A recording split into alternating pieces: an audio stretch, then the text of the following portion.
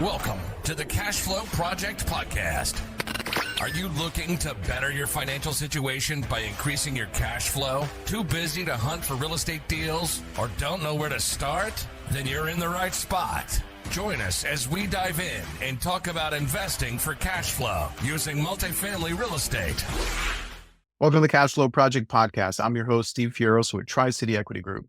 Today I'm super excited. I mean, I know I always say that. I know I'm excited on the show. I'm always just excited to talk real estate, but we've got John Bianchi on the show. John is a guru when it comes to short-term rentals and data and diving into the numbers. So just a little bit about him.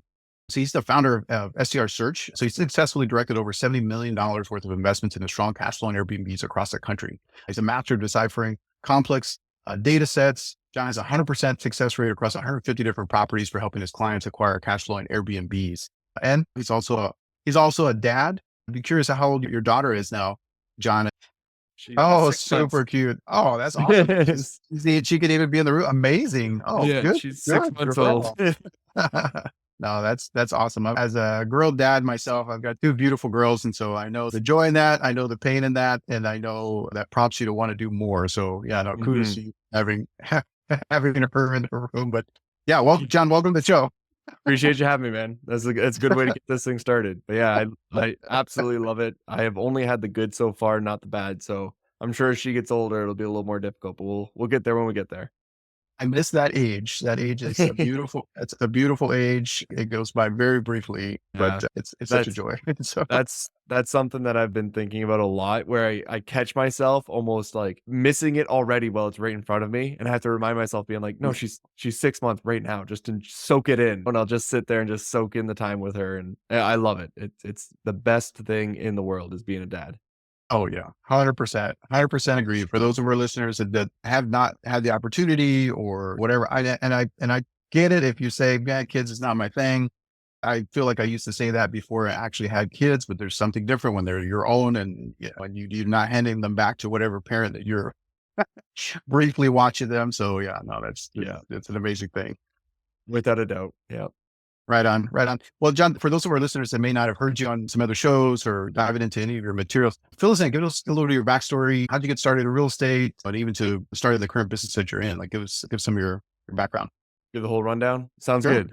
I appreciate the intro as well, by the way. Those numbers are slightly dated since I sent it over to you. We're at like 190 properties and almost 90 million, something along those lines.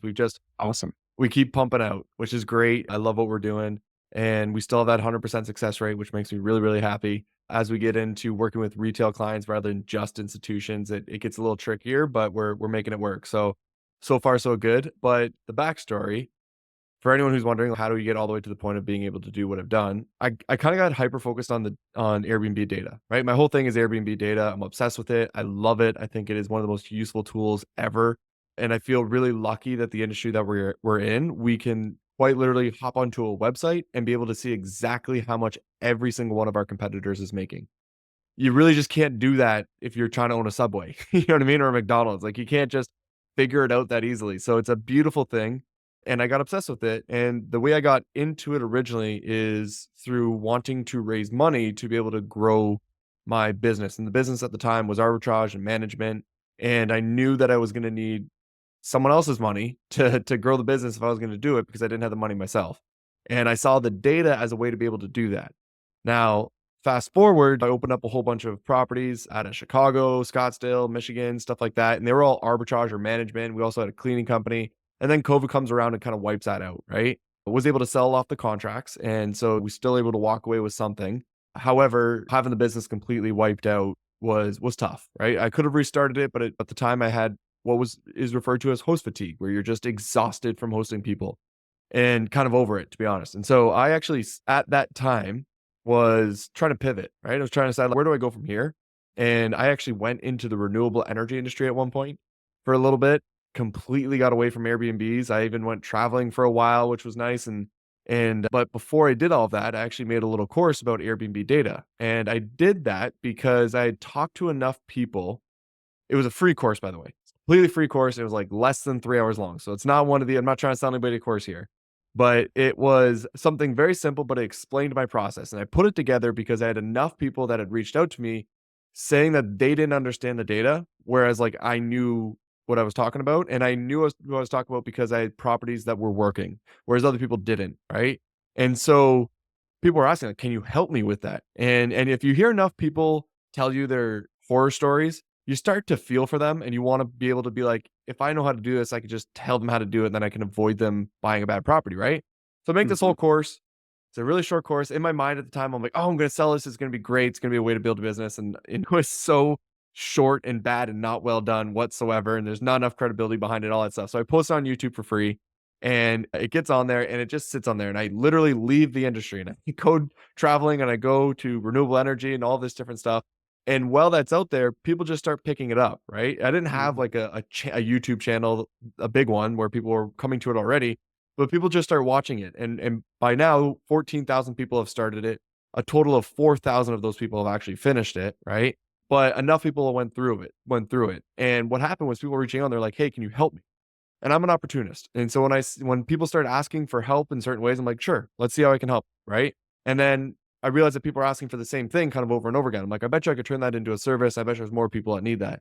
And so I started doing this. And then I eventually get to the point where I'm realizing, hey, I actually love this. You know what I mean? I left it. I left the Airbnb industry, but if I could just do the data part, I'll do that all day, every day. Right. And so I sort of pivoted back, got a contract with Techvestor, which now is the largest short-term rental investment fund in America, really built up my skills that way. And then through that time period of working with them to like prove to myself that I really knew what I was doing and to hone in on those skills at the same time, I built up sort of a name for myself in the industry and built up a business around that. And now I work with everybody and anything. We got a bunch of different products and services and ways of helping. And now we have 6 free Airbnb data courses instead of just the one. And so it just keeps building on it. I just try to keep serving one mission, which is to ensure that no one buys an unprofitable Airbnb ever again. Like that's the mission of the company. And I know it's extremely broad. Right. I know it's extremely broad and lofty, right? To go for that. But I genuinely think if we just stay focused on that goal, we'll be able to find things to keep helping people and scaling what we're doing. So really long monologue to explain everything, but I hope that was a good way to catch everyone up to speed. Yeah, no, actually, I love that. And there's so many different things to dive in there. Like, Yeah, the one thing that I saw you taking yeah, notes the whole time. oh, yeah, no, 100%, because it's like, Love that. this is one of the things that I enjoy about being able to record and have these great interviews with people. It's like, man, you get to glean from people's experiences, and Yeah. there's so many different nuggets. Everybody has their own story, right? And so it's like, you have your own background, you have your own story, you have your own personality and how you're diving in. And so Right. I love that. And kind of one of the things that I keep hearing through you sharing like your background was just like, man, like one thing I kept thinking that come into my mind was like, oh, value, like, all right, well, problem solving, like there's a problem here. Like I need to provide value. How do I bring that to the marketplace where I can help these people? There's a pain point, right? And as business owners, as entrepreneurs, for those of our listeners, right? Like, guys, we're only compensated for the amount of value we bring to the marketplace, right? Yep. So what John did was like, hey man, I keep hearing this pain point. How can I bring the value that I know that I have? How can I help to bring this to the marketplace and provide some value to these operators, right? These Airbnb owners, these property owners, in a way that will help solve their problems, right? Because ultimately that's, at the end of the day, that's what every business owner really wants to do. Like you mentioned Subway earlier, right? It's like, well, Subway is solving a problem. Somebody's hungry. They're hangry. They need a quick bite to eat, whatever, they need a sandwich or something like that. Okay, well, the solution that they're bringing to the marketplace is being able to do that in a cost-effective, time-efficient way, right? Yeah. And so you're doing the same thing over on the data side, like for Airbnb. I kind of had to laugh when you mentioned you you veered off into another direction. You try to run away from the business going into renewables. And it's like, well, I feel like this is how it's your call. When the industry kind of pulls you back, Right. Right. whatever you're trying to run away from, it's like, no, we need you. Skills that you have. Yeah, that if you set it free and it comes back, whatever that saying is, right? It's kind of meant to be. I guess that's true for your career as well. If there's something you like can't get away from, or you just feel yourself compelled to or pulled to or whatever it is, then like, yeah, keep doing that thing, right? I feel lucky. I feel extremely lucky because I get to do what I really enjoy, and I figured out a way to like keep building it up and finding that opportunity. And I'm glad you pointed out this idea of like the opportunity and kind of honing in on that, because as a business owner, you read a lot of stuff, right? Because you want to try and get better and you want to learn from other people who have done bigger things, and you listen to a lot of stuff and whatnot. And there's always like nuggets that stick with you and they're just like ingrained in the back of your head. And so one of those is business owners try to provide more business than their or more value than their competitors, right? Just nonstop value. That's why I have 6 free courses, right? It's also the other one, which is I heard about, is institutional voids. So that means that car insurance, as an example, at one point everyone's getting in these accidents, and who pays and how do you get these things paid? Well, then they're like, let's get car insurance in there, right? And now all of a sudden they fill this institutional void. And that's kind of the same idea where it's like, okay, well, what does the Airbnb industry need that it doesn't have that I can solve with this skill that I'm building up that doesn't currently exist? And you just kind of figure out a way to make it work and actually make it into a business that it could be profitable to continue to scale that business and help more people, right? So, anyways, I love that you honed in on that because truly, as an owner, you just have certain things, and I can go on and on about these little things that are little nuggets I pick up, and I've just kind of stuck to those, and they've helped a ton to do what I'm doing. Yeah. No, I mean, like I said, I think that's it. That's what it always boils down to is, again, what is the problem? How can I solve it? Because you're bringing, and this for you, your current business, right? Like you're bringing tremendous amounts of value to the real estate owners, right? The operators, people in the short-term rental space. And you can do this at scale. Obviously I love that. And I love that you love that because you like, hey man, I love spending time with the numbers. Cause again, a lot of times for entrepreneurs, for you guys are listening in or you're watching and you're like, man, I'm just trying to find my fit. Well, hey, you know what? Maybe John tried swinging a hammer to start. And he's just like, oh gosh, like I've smashed my finger, man. I can't put this nail in the board and I can't even build a birdhouse. I guess real estate's not for me. And it's like they may Right. try like one facet of the business that's not a great fit, like maybe for your skill set, but it's like, no, you mentioned that you feel lucky. It's like, well, no, you found the right fit for, let's say, your personality, your skill set, and then in a way that could provide massive amount of value to the marketplace. I think a lot of times people try to get into real estate and it's like, well, they try one thing because that's just what they hear. Like you mentioned, there's just so much information out there. Well, I have to try that too, because that's what everybody else does. Yeah, Right. but then it may not be the right fit for you. So Right. it's like, hey, if you're listening to the show, hopefully that's a takeaway for you. If you're an Airbnb operator, short-term rental operator, hey, John's got massive amounts of value that he can bring to you specifically in that space. So, That's let's, yeah, I mean, that's trial and error too, right? And kind of knowing yourself and seeing what you gravitate to. You have to try stuff and realize like, that's not for me. I was not a great operator, right? Like I had 15 Airbnbs and like it was kind of a struggle to manage them because I didn't have great operations and I had other people that I could hire to help manage them, but their stuff would break and it wouldn't flow properly and whatever it would be. And I just remember thinking to myself, like, I don't love this. And then there's other people I know. I got a guy who grew up in my same hometown. He went from like 0 to 300, 400 units in the same amount of time I went to 15, right? And so you kind of go, hey, I'm not really great at this. I can do it, but I'm not great at it. And not saying that you have to be the greatest, but it is fun to be really good at what you do. It becomes a lot more fun and you just want to get better and better. And so finding something you genuinely are good at, whatever that is in life, is fun. And if you can just like trial and error until you get there, so be it. I mean, I didn't get to where I'm at till I was 30, I think it is. Right? So like not a big deal that you suck at stuff in the meantime. yeah, I think too many times people get stuck on the sidelines and they don't want to, they don't, oh, I don't know if I can do that. I don't know if I can just try. You're failing forward. That's what you were doing. Yeah. It's like, It's the only way you know, to fail. I mean, it's the only way to one of the only ways to learn, right? Is you got to do. If you don't do, you're just sitting there talking to your own self and trying to build your like you're making yourself feel good by saying these things and telling people things, but it's like put action to what you're saying and go from there. Otherwise, you're yeah. just building up your own ego or something. Yeah. Well, and like I said too, like that may not, even if that's not the right fit for you like that, like John, okay, you got up to 50, and even 15 units, right? Like on the average, like 50, managing 15 units, that's a lot of work. And so it's like, okay, hey, but you found out, hey, you know what? That's not my strong suit. I'm not an operator. Perfect. Know thyself, right? Like, great. Yeah. You don't Yeah. have to do that then. Maybe that's not the fit for you in the business. He didn't walk away from real estate. He said, no, okay, but this is the part that I did enjoy about the business. I can do this in order to provide value for other people. So guys, sometimes it's just a matter of like jumping in, trying something out. All right, you know what? Nix that. We're not going to do that again. Let's pivot. Let's try this other model, right? Let's And do something else. if I can add to that as well, it's not a automatic light bulb moment that happens. We're talking about over a year time frame from when I stopped what I was doing to when I started what I was doing on the other end. And like it was probably even longer than that till I was like, oh, I can actually do this as long as I possibly can because I've like built it up and what like I'm gonna try and do this forever. But there's no moment that happened where I went, oh, I'm not meant for operations. I'm meant for data. Like that didn't happen. I just kept focusing on stuff that I wanted to do. And then eventually I was able to make a living out of it. And that was great. You know what I mean? It's like, okay, let's keep doing that. So anyways, just to point Yeah. that out too. No, I love it though. I mean, that's again, this is the part, guys. If you're listening in, and I've heard some of other John shows, and we'll get into the data here kind of in a little Yeah. bit. But I always think always think it's super valuable to be able to listen to, hey, the motivation kind of behind, the story behind, like, hey, how do we get to that point? Because too many times we just see, hey, the polished finished product. Oh man, like they just have it so easy and whatever, it's just going to work. It's like, yeah, there's a total process to it, guys. It's like anything else. Takes seeing it, takes doing it. You're going to scrape your knees. You're going to get roughed up a little bit. That's a part of the journey. That's a part of Yeah. the process. And we all do it. We've all been through it. You know, I'm actually in a process right now. I'm not even kidding. It's gonna sound stupid, but I was looking myself in the mirror and I'm like, or to remind myself, you're learning right now because I'm struggling with something that I'm trying to develop.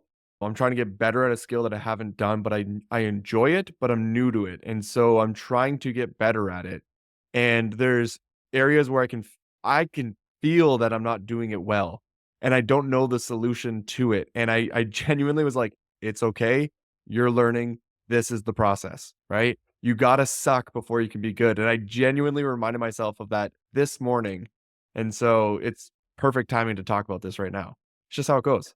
Yeah, that's 100% it. And this is also where it's important too, like to surround yourself with people who are willing to, for one, let you fail, to encourage you also, right? To not have your people just an echo chamber of like, maybe it's your family and your friends, and you're the first one to venture out into real estate or try some entrepreneurship or try something different. You're gonna have a lot of people that are like not gonna be for that just because they're scared for you, right? And they may have your best intention in mind. They don't want to see you scrape your knees or kind of get hurt. But again, if you're on the entrepreneur's journey, right? If you want to do something better for yourself, for the people around you, bring that maximum value, there's this growth journey that has to happen. Yeah. And so this is where it is important to surround yourself with community, with people who are doing bigger and better things, right? You know, That's also a part of the process. I fully agree with that. And it's so obvious once you're in it, right? Especially when, sorry, what I want to say where there is, I find it super fascinating how some people get it. What we just talked about there, where there's certain people who will just be okay with you failing, okay with the struggles, and they'll help you through that and whatnot. And you can like you and I right now, we're having that conversation, right? We have that similar mindset where we get it, like we get it. And when I talk to you and say these things to you, like I feel like you understand what I'm saying, and I'm like, okay, I'm not alone on this, right? And but yet there's other people. Like I was with one of my high school best friends like this weekend. He's a great guy. He's my best friends, right? But I cannot have that conversation with him. He just doesn't get it. He wouldn't even know what to say because he hasn't gone through this journey. He doesn't care to either. And there's nothing wrong with that, right? Not everybody has to go through this process and this journey and want these sort of things that we want. They can want different things, which he wants different things. But again, if I had this conversation with him, he'd be like, okay, you know what I mean? And so I appreciate that people like you exist so that I can have these conversations. And anyone else who's listening, again, if you don't have anyone to talk to, or you feel like you're the weirdo in the group when you say these sort of things, there's other people out there that you can go find, usually at groups where they are trying to better themselves and better into real estate and whatnot. And I actually want to ask you a question, Steve. I know we're kind of off topic here, but I am very curious. No 'Cause worries. we're going into this, right? Why do you think self-development and real estate go hand in hand? Oh, it's all about improving yourself. I mean, I think for most people who are in business, they understand like, well, hey, it starts here first because whatever level of success that you're trying to achieve or that you're currently at, it's always just it's a mental limitation, right? It's a glass ceiling, right? Like you don't know that it's like a 4-minute mile, right? It's like nobody ever reached a 4-minute mile and until they saw somebody else do it. Oh, it's possible. And then within that short period of time after that, you had so many people that were below that mark, that time mark, right? Mhm. So to me, it's a mental limitation. And so this is where I think, yeah, entrepreneurs just know, like people in business know, like if I want to increase my level of productivity, of just experience in the world in general, I need to do something. It starts here. That's the most important space. And so whatever that looks like, whether that be talking to other people who are in business, who've gone through those struggles, whether it be reading the self-development books, because again, we're always going to have this kind of replaying soundtrack in our head. Oh, you can't do that. Hey, you just like you mentioned Right. your best buddy. And I have people in my life like that too. where it's no, they're just comfortable where they're at because they saw their parents do that in their circle. Nobody else is pushing further and they're okay with it. And that's fine. But that's not my journey, right? Like I want Right. more. I want to be able to provide. You have your beautiful daughter there. I have my kids. Like I want more for them. I don't, if, even if they don't do the same things that I do, that's fine. I don't want to have them have the same mental limitations that I have. I want them to push for better and bigger and to have more impact. And so that's to me, it's like, well, that starts with me. That starts with me Yeah. changing my mindset, pushing beyond mental limitations and what we think is possible. I find it so interesting that some people have that and some people don't. And I always wonder why some people have it. Like what caused them to have it? And the people who don't have it, why, like what do they feel? Because obviously you and I, when we think about this idea of bettering and improving, whether it be our life or ourself, we have to do it. Like you can't not do it, right? You couldn't go and work at Walmart. Not to put anyone down who works at Walmart, but you couldn't just go work at a register at Walmart. Like you have to do something else. And so I'm so intrigued by the psychology there because there's something that happened to you when you're growing up and something happened to me when I was growing up, or maybe it's in our DNA or something along those lines, but we can't settle, right? And it's anyways, it's interesting. I don't have an answer for it. It's just intriguing. So For yeah, me, I don't know. for me, I'm a man of faith. And so I believe that Mm, God designed me and destined me for more. And so like, if I'm supposed to have impact beyond like that, you mentioned working Walmart. And again, that's all part of the process. I've worked menial jobs and it's a part of my journey as well. And I'm sure many same. people who are listening in have also. You start somewhere, right? But I think if you just kind of have this gnawing inside of you, gosh, there's got to be, and I think most people, if they're honest with themselves, will have that understanding of, man, there's got to be more. There's got to be more Yeah. to this, man.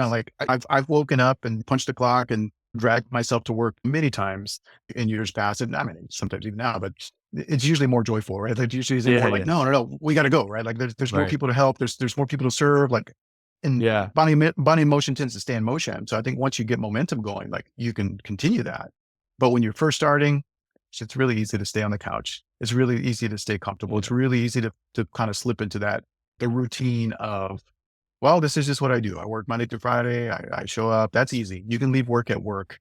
I When you actually clock find out, that out extraordinarily hard. That life that you just explained there of like going to work, clocking out, hanging out at home, just watching a movie.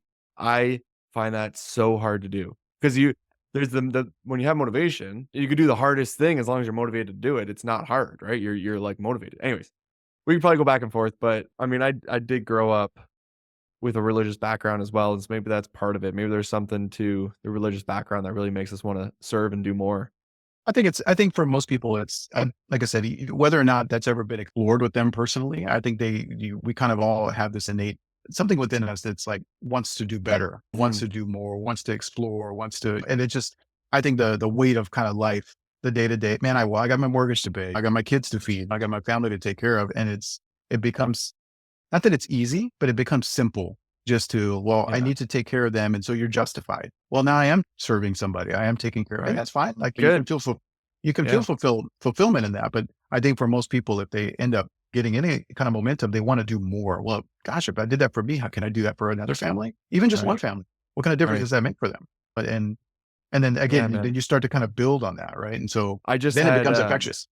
it does become infectious. I just had so I've never been one of those guys who wanted to create like a community and like let me make your life better and like look how I'm doing things and replicate what I'm doing like because I've never seen myself as that person, right? And I've got so many like flaws that how could somebody follow me, right? So and I'm not saying I want to, but I just recently shot a testimonial video where I talk about this lady who I helped find a property and now that property is generating $3,500 a month in free cash flow. And that's awesome. That's free cash flow. It's not even like the revenue, right? Which is awesome. And if she can get 2 or 3 or more of those, then she can quit her job and go have more time with her kids, right? And in my mind, I'm like, that's wild because I've done it so many times with an institutional fund. And I always keep in mind the investors who invested into that institutional fund whenever I'm doing this to ensure that I'm helping with them, right? Because it's still really hard for them to be able to get to the point of investing with us. But when you're doing it with like some of these other people, it hits home so much harder. And it crossed my mind. I'm like, man, should I be trying to do this more? Like, you're right. Cause it does, click. Like you're like, what if I could do that again? Right. And I mean, we are helping a lot of retail people instead of institutional people, but I don't know. It's an interesting thought that's been crossing my mind. And the fact that you just brought it up in that way made me think about that. So cool. Yeah. Yeah, I Yeah. think that too. And it is super powerful, and I think too oftentimes we do forget that, right? Because it's like how you mentioned, like $3,500. Like I think for a lot of people, that's a huge amount. Like that's another job, right? A Like mortgage in some, right? yeah, 100%. And if you're listening in, and you may be even saying to yourself, that is my mortgage payment. Gosh, what people listen to, oh, they start trying to get their finances in order and whatnot. It's, oh, I'm tuning in to Dave Ramsey or whoever and needs, hey, skip the coffee or the Starbucks trip or whatever. And it's like, okay, that I get it. Like you're trying to build momentum and trying to start out. But Yeah. for the vast majority of people, like their biggest expense, like monthly expense, is going to be their housing payment. So what would it feel like, right? What would it feel like if you were able to take care of that expense, your monthly housing expense, your monthly mortgage, or rent, whatever that may look for you? You can do that with one property, right? And so, just to John's point, how much stress does that take off of you, right? And how much more time does that give you to go spend time with your family or your wife or your friends or whatever? What does that do for your quality of life, right? And so, Right. what happens with 2? What happens with 3? And then, gosh, what if you're able to help your friends or your other people to do that too, right? And then that's where it becomes like infectious, where it's like, oh gosh, yeah, I need to do more of this because you Right. do see the impact, right? Yeah. And that's You see, it's almost like seeing the light at the end of the tunnel. Like you have this like realization of like, oh, I can actually see what you mean by that. And then you almost want to, then if you actually take action and make a reality, you're like, whoa, what if I did that again? But there's two things I want to state on what you just said. So I remember one of them, but I don't remember the other. But the first one is that this idea of the Airbnb making $3,500 in free cash flow, right? I keep thinking about it to myself where it's almost like another person who's helping cover the bills in your house, right? Like I've got myself, my girlfriend has her income. It's like, well, what if we had a third person that didn't live here but helped pay the bills? Like how anyway, and that's cash flow, right? It's like, well, what if you had 4 people, you know what I mean? 4 people and homes is what we're talking about here that all made $3,500 a month. It's just it's an interesting concept if you can make it a reality, but that is what it becomes. And I mean, yeah, I don't know. That's cool. it's I can't just, remember what the second thing was, but well, I mean, that it's the power of real estate, right? yeah. This is being able to leverage, because there's only one of you, right? And there's only one of me, right? And so this is the beauty of real estate, right? Like when we're able to leverage resources, we're able to leverage capital, right? You can go borrow in the bank's money or OPM or whatever to go leverage the asset. I usually have a rule in my house. It's like, I want to work for the dollar once. Like once I Mm, work for it and earned it once, now I need you to go, you need to go earn for me. You need to yeah. go, I'm going to put you to work. And so, and having that multiplier effect, having that leverage, and for those that like the richest man in Babylon, like, it's an I excellent was book on, just I knew you were gonna say yeah, that. Yeah. Yeah. yeah. But if you haven't, if you're tuning in and you haven't listened to that book, you haven't read it or whatever, like it's such a powerful, simple book. It's a quick Yeah. listen, quick read, One of the most but impactful powerful. books. Most so and that's actually I just as you were saying all that, I remembered what the other point was that I wanted to say, which is you were talking about starting with Dave Ramsey and kind of learning those things and like not buying Starbucks and whatnot. You said it's like it is something, but we want to focus on real estate. And I actually would say you actually probably want to focus 100%, maybe 80% on that stuff first. The Dave Ramsey, the money management, the understanding what goes in, what goes out, creating a budget, being more strict about it, being able to put savings away and actually have a true control and understanding of your own finances and what is best for your own finances. And if you could just master that, then when you do start to make more money, you're not blowing it, right? And it's not just going out the door because you have these really bad habits of spending. And now you're going on a shopping spree every other month, right? And it's like, no, that's not the point. The point is to take that to make a dollar and have that dollar make you 25 cents every year for the rest of your life. Right? Like that's possible, which is kind of Mhm. crazy. And if you talk about it with just $1, but what if you had $100,000 and now all of a sudden that $100,000 makes you $25,000 every single year for the rest of your life? If you can find that, if you can find that, if you can make that happen, that's actually pretty impressive. But that's a reality that can happen. So, but it starts with getting your first part figured out, right? Like make sure you can handle that. I say that because I sucked at managing my own finances. I used to be a financial advisor for other people and I'd be like, yeah, this is how you should put your money. And then when it came to my own money, I was terrible. And then I read 5 books, with Richest Man in Babylon being one of them, right? I read these 5 books, and then I started dating a girl who's an accountant, or she's in the accounting world, bookkeeping world. And between those 2 things, my finances were like night and day. Like I was like 40 grand in debt, then all of a sudden I wasn't, right? And it was fairly quickly, I was able to do all these things. And if I didn't have that grounding and that understanding, that as I continued to build up even my own business and these other things, I would have been just blowing through everything, right? But I've got better principles figured out, and it helps a ton. So get your foundation, but at the same time, start learning about what you could do in the real estate, and then chip away at them as you go, day by day. Yeah.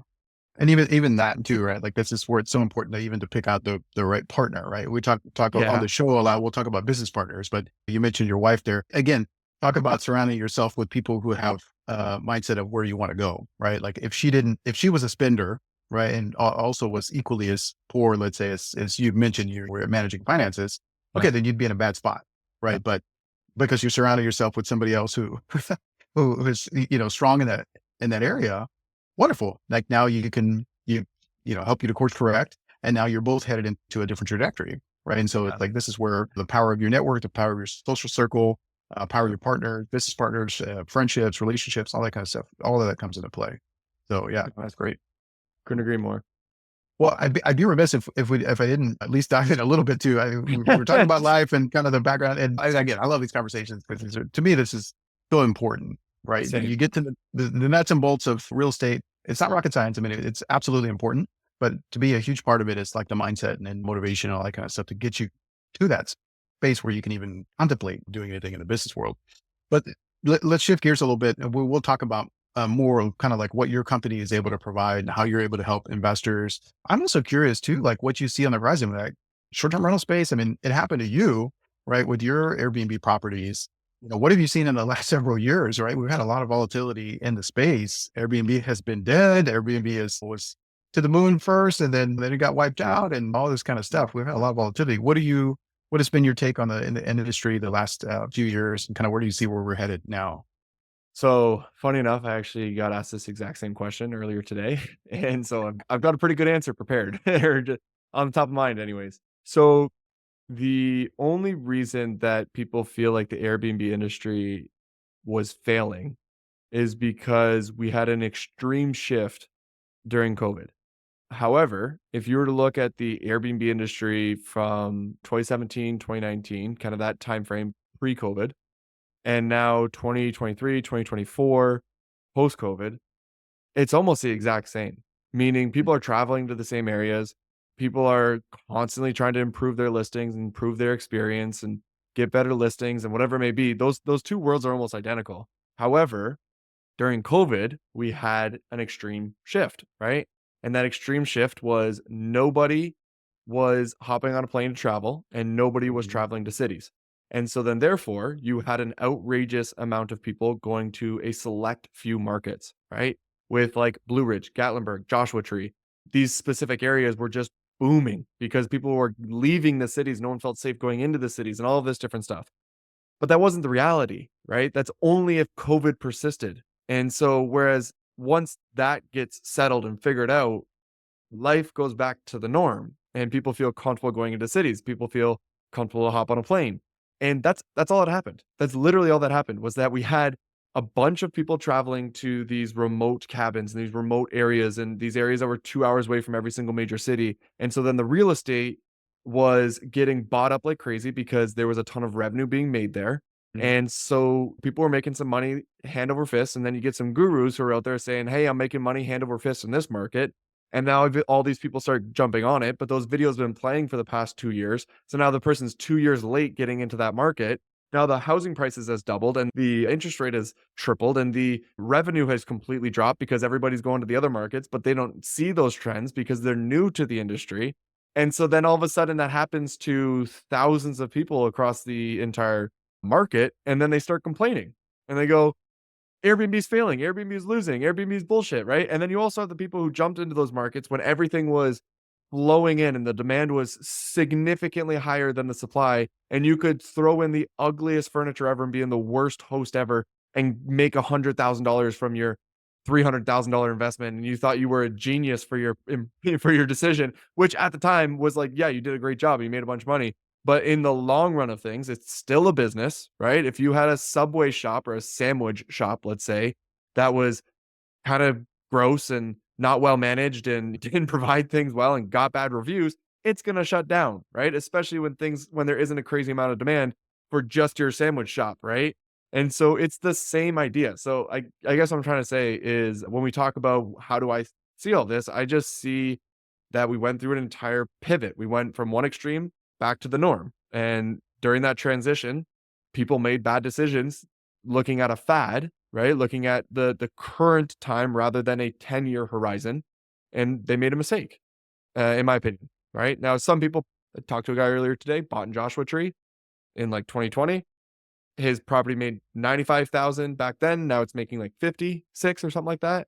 Huge drop, right? However, he's sitting on a ton of equity. So he's fine. Yep. You know what I mean? Like his interest rate is so low. He's fine. So like these people who did move into these areas, they're not hurting, right? If you bought a property in Gatlinburg in 2020 or 2021, you're laughing, right? Even if your revenue's down, but that's my take.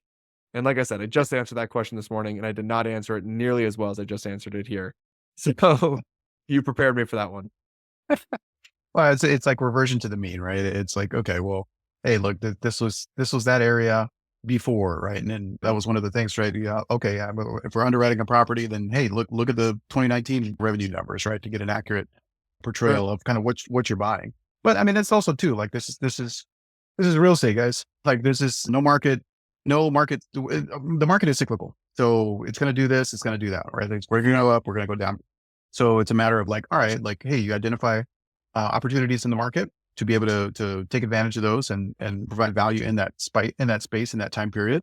And then when you need to shift gears, hey, shift gears. Yeah. That means you're developing skill sets. For one, let's say through John's side, you're evaluating the data, right? Or like on the hospitality side, hey, maybe you need to level up your hospitality game, right? Like you need to learn how to make the better sandwich, right? Right. We need to improve the ingredients quality and improve the customer experience and all of that, right? To continue along with that example, sandwich up. Mm-hmm. So there's still ways to learn. And just like you mentioned too, it's also the benefit of real estate. You guys, like if you own the real estate, they printed a lot of money the last few years and they're going to continue to do that. The hedge of protection is owning hard assets. It's really tough to go wrong over an extended period of time. I know if I own property, like I win. If you put me owning real estate on a long enough timeline, regardless of what is happening within these individual market cycles, we win. So always keep that in mind. And just like, yeah. If I could jump in on that, because what you just said is if I can hold it long term. Now, this is something that I talk about often because I strongly believe in it. And I want other people to think about their real estate this way, because when it comes to Airbnbs, as we mentioned at the very beginning, it's a hospitality business. What gets crushed? What industry gets crushed when we hit a recession, right? What do people stop doing when we hit a recession? What do they stop putting their money towards when we hit a recession? Travel, leisure, right? It's not food, right? It's the extra stuff. And so then therefore it's not as straightforward as, let's say, the multifamily, where people have to pay for their house. They have to pay for their living, right? Even when things get tight, they're going to keep paying for it if they can. But they will cut off their travel sooner, or they will decrease how much they put towards travel. And so then therefore you have to think about it a little bit differently than you would with a long-term rental. And so when you're doing that, what that means is you have to think, okay, what does the reality look like when we get into that time frame where we do hit a recession? And I believe being in the financial advisory industry for the beginning of my career has just been an absolute asset when it comes to thinking about these investments, because I studied the stock market and you study the ups and the downs and you understand these recessions and you understand that, yeah, like everything dips eventually because that's how the economy works. We just can't sustain it at a certain level. It needs to correct itself. And then once it does, there's a time period where everything sucks and there's opportunity within that time frame, but eventually it goes back to the norm. And right after a recession is always the boom, right? And that's kind of like the best time. Then therefore, that means that we have a set period of time that we know for a fact is going to happen in the future. And if we can prepare for that in a specific way, we can get through that recession and continue to hold, which is what you just said. Give me enough time and I will always win. But you have to give yourself the ability to win during those bad times, to give yourself enough time down the time horizon. So then therefore my theory behind this, and I share it with everybody, So I stressed this with Techvestor, which is again the largest short-term rental investment fund in America. I stressed this over and over and over again and tried to like push for these things so that we could have this ability. And there's a bunch of benefits to it. But the idea is if I can have a property that has a ridiculous amount of value in comparison to everybody else within that market, right? So I got a property that's just better. Okay. And I can go into all the details about what makes it better. But if I'm in a market and I've got like the top 10% Airbnb between the way it's put together, the design, everything, the feel, the amenities, the features. If I have that Airbnb and I own it, right? I have a property that's better than all my competitors. Now, when the recession hits and a lot less people start traveling to that market and we go from 1,000 people traveling down to 100 people traveling, well, those 100 people are still going to book out an Airbnb, right? Not everybody's going to completely stop. And so the goal is to just have one of those Airbnbs that gets booked by the 100 people that are traveling, that are still traveling, right? And if I can do that, great. I'm going to get money coming into my door and it's going to allow me to get through this really shitty time, even if I'm not banking crazy amounts of cash flow, so that I can make it through that time and get to the boom that happens right after a recession. And then we're cooking, right? And then it's back to the easy times. But if you can't make it through that time period, you're going to be forced to sell. You're going to lose the money you put into the furniture, the renovation, the amenities, potentially, right? Depending on if there's any equity in there. But if, again, you got to have the time horizon, right? So if you buy a property today and we go into a recession in 3 months and everything goes to shit and you can't get your property booked, you're kind of effed, right? And depending on how much your expenses are and what your reserves are, right? That's going to all determine how long you can last. Okay. So anyways, that's the whole strategy and the logic that we apply with every single market that we go into, with every single property that we get. We try to fall within that category, which is why we can't work with people who have a smaller budget, because I won't work with them. Like I'm like, I don't think you have what it takes to make it through the recession unless you were to buy something with like that you could add value to, right? Or something along those lines. And that's just really not what we're hyper focused on, of finding like trash properties and bringing them up, right? So anyways, really, really long thing here that I wanted to stress the fact that you want to think about your Airbnb that is in the hospitality industry when it comes to the recession and how you can make it through the recession by being strategic and thinking about the next 10 years rather than the next what's happening right in this moment, which is also by thinking what's happening right in this moment is what screwed over a lot of people when it came to the COVID up and down, right? So Yeah, no, totally. We'll give Dave Ramsey his due. And this is where coming back to the sound financial principles and stuff works, right? Where it's like, okay, Yes. hey, your financial order is intact. And so that you actually have some wiggle room, you have some margin, you have some reserves so that you can weather the storm, right? I think that's where a lot of people have found themselves in trouble. And even operators, right? On the larger kind of the commercial side, that's where they found themselves in trouble too. Oh, you rolled into bridge debt, the interest rate changed and because it's variable rate, and now they're getting crushed because operating expenses And have yet gone up across the board.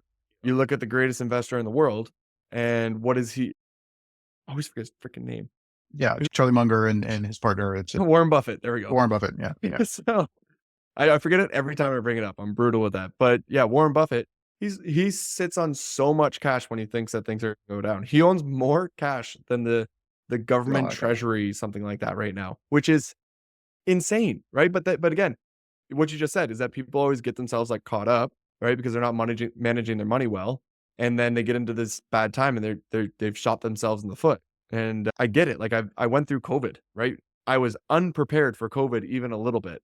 And it really, really sucked when it happened. And so I don't know, just always trying to think like, okay, the next 10 years are gonna happen as long as I stay alive. So let's just prep for it, right? And be as ready as we possibly can for it.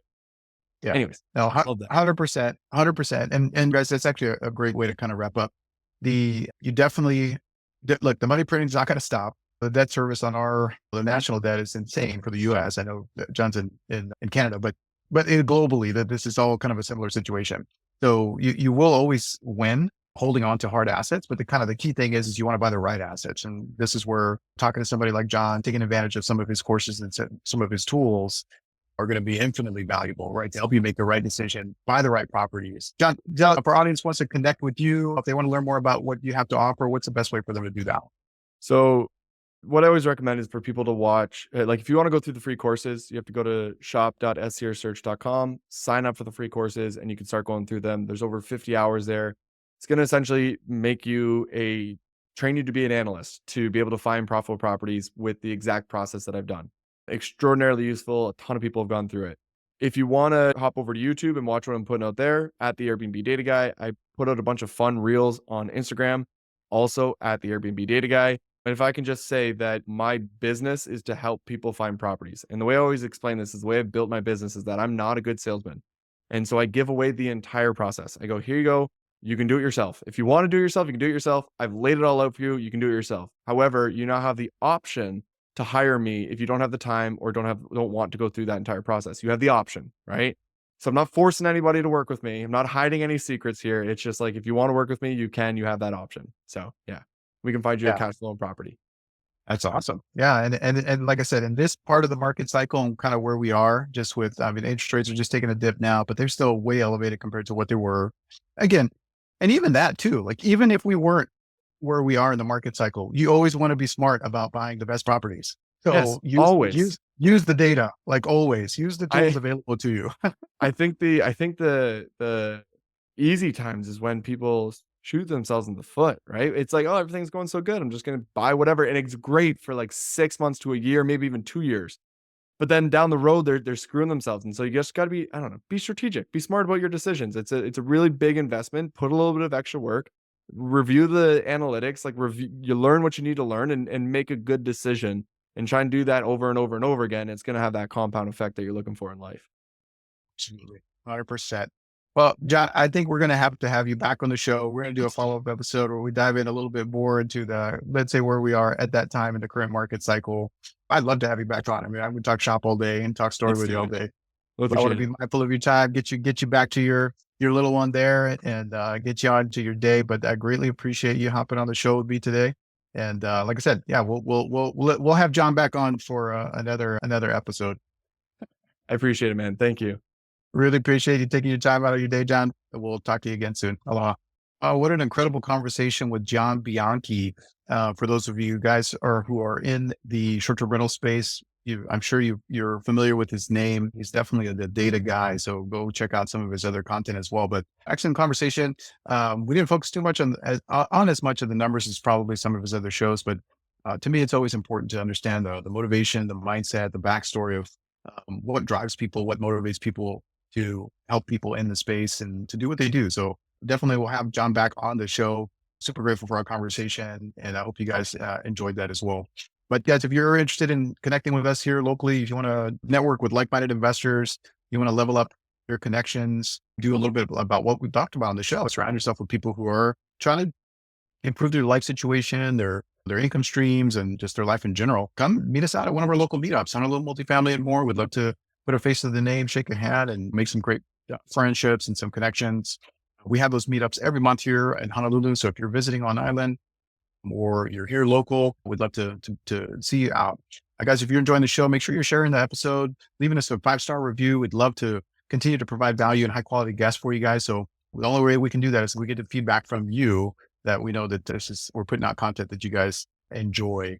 And yeah, so that's gonna be it for today, guys. We'll see you on the next episode. Go out, take some action, fail forward, and we will see you on the next one. Aloha.